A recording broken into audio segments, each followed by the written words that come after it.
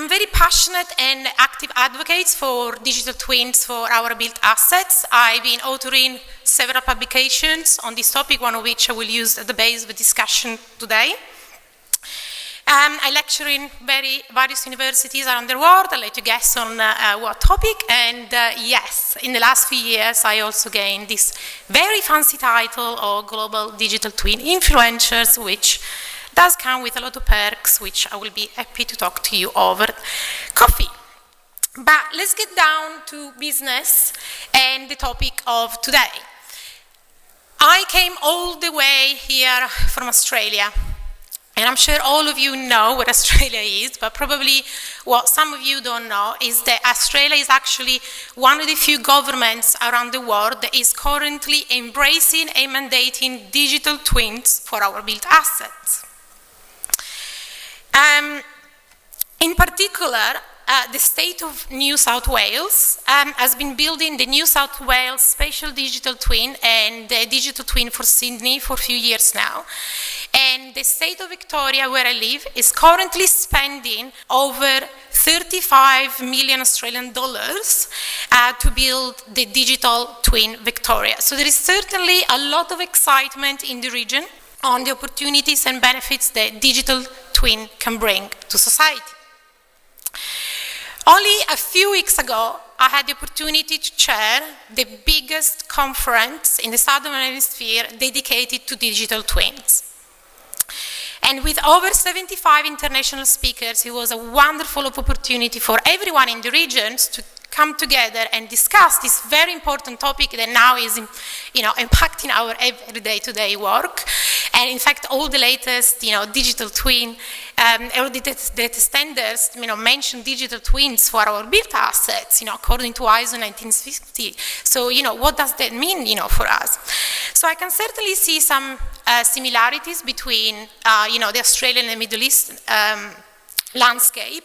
So you might be interested in the key takeaways from the conference. So, not surprising, there is a lot of confusion on the definition of digital twins for our built assets. And we can probably spend an infinite amount of time in trying to come up with and agree on this definition. Or we can actually focus on these use cases and the business case and the return of investment, which is actually, what I'm going to be focusing on my discussion today. So have we seen the concept of digital twins has gained significant momentum in recent years, and it is very unlikely to stop anytime soon.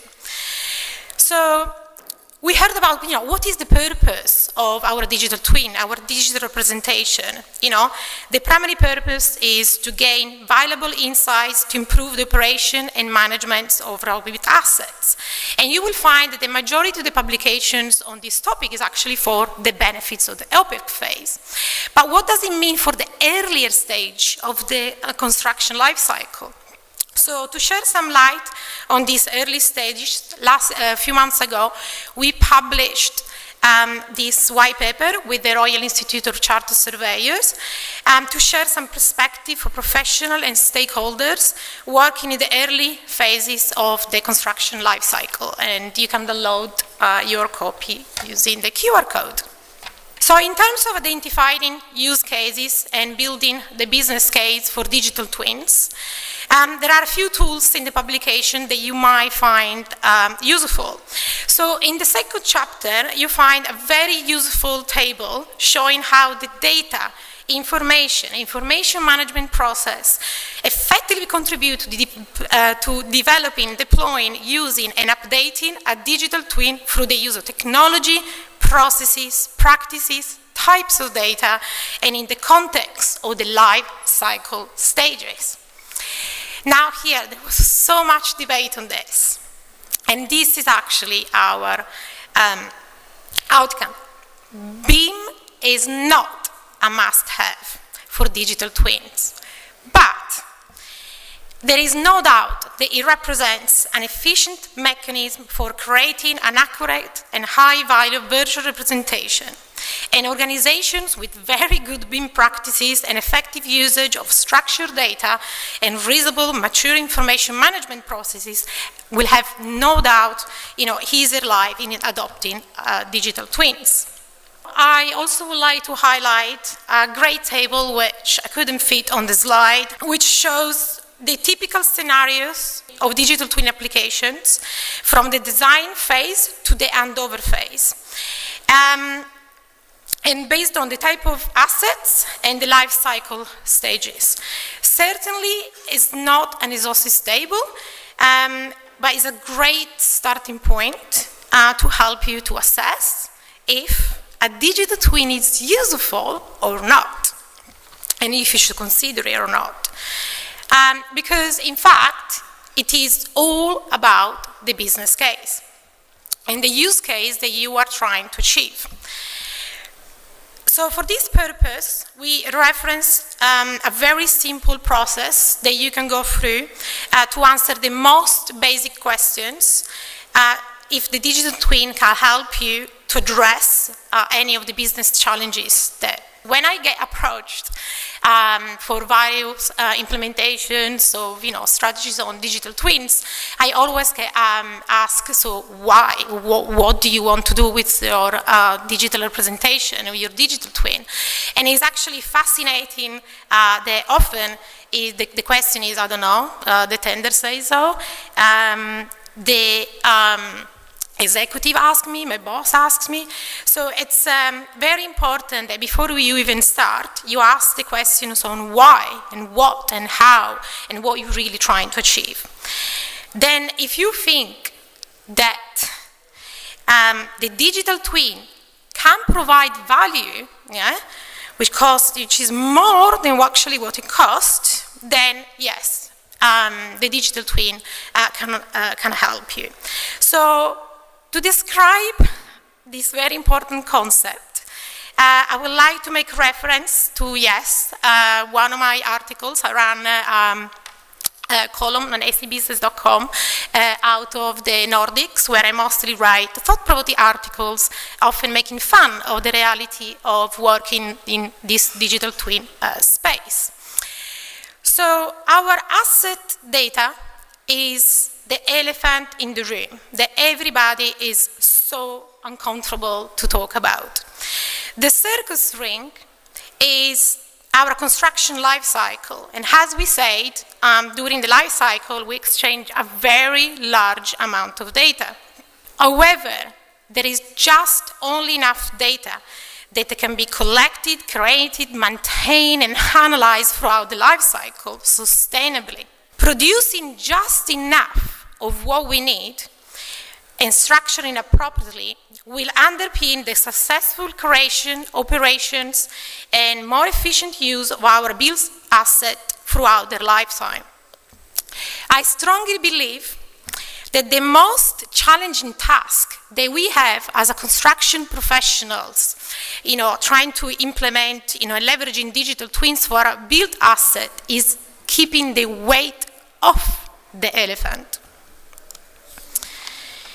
And now I'm going to give you a quick run-through of companies I've been working with for the last few years, some with very clear use cases for digital twins, some with very good business cases, return of investment, some others probably that still need to do some work before we can derive really high benefit.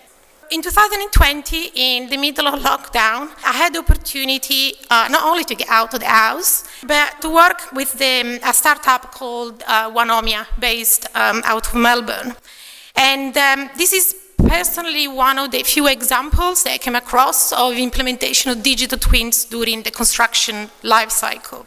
So the image on the left is the Victoria University Tower, which is the tallest educational facility in the southern hemisphere when I visited, which was around halfway through. And this is what it looks like now after completion. What Wanomia did is apply the digital twin concept to material tracking. And so in any construction, site, we can track a lot of material, and probably we want to track a lot of them. But certainly, there is a good business justification for tracking the most expensive and costly material, which are the facade panels of high sky-rise buildings. So what they did in this case, they offer an end-to-end solution where they add an IoT tag to each facade panel from the manufacturing facility in China, and they track it mostly automatically all the way when it arrives in Melbourne on the off-site facilities up to the point when it gets installed on the facade. And to track the progress, they have a real-time, live, digital representation. They track, his status. Very, very fascinating use case. Another customer they've been working with, probably all of you are familiar with, is Wood Group, based out in Aberdeen. And with them, we've developed an entire service offering for digital twins addressing several use cases across the life cycle. But this is probably the most interesting one, and also where we actually calculated with the highest return and business justification that we could find. So in South America, they already use digital representation to manage the end-to-end distribution of oil and other liquids, and from source, to destination. And they monitor when, the flow changes. So the idea is to use advanced algorithms to locate very promptly when and where is basically the location of a possible leak, and use autonomous drones that goes on the loop and basically verify, promptly, the exact location and possible, source of the leak. And yes, if it's safe, send an automatic order to the crew to go to site, or perhaps advise authorities. I'll let you guess what maybe could have happened there. I also been working with Burapple. We just heard from Anthony about some excellent case studies on using digital twins for reducing the energy consumption. Apart from the community, there is another great case study, which is the Bridge and Barrow County Council, and you will find that case study in the RCS publication. Another great use case for digital twins is space utilizations. And in this case, Burapple helped streamline Vodafone global asset portfolio that includes over 3,000 offices, call centers, shops, and data centers. And by using a digital twin approach, using advanced analytics from existing property, financial system, and sensors, Burapple helped Vodafone to improve space utilizations, environmental performance, and employee interaction, saving millions for years. So if you want to know a bit more about some of these case studies, we actually put together a very nice handout where you can find all of this. And finally, to conclude, just to reiterate some of my points, I'm afraid to report I do see a lot more failures in implementing the digital twins than successes, mostly because the trend I'm certainly seeing is trying to create absolutely everything and track absolutely everything about your asset, and without taking in consideration and disregarding the cost, the actually digital representation, will bear in the long term. Certainly, BIM and information management frameworks can help you to streamline the information process, and ultimately, wherever you are a designer, a contractor, or operator, ultimately your competitive advantage is your asset data.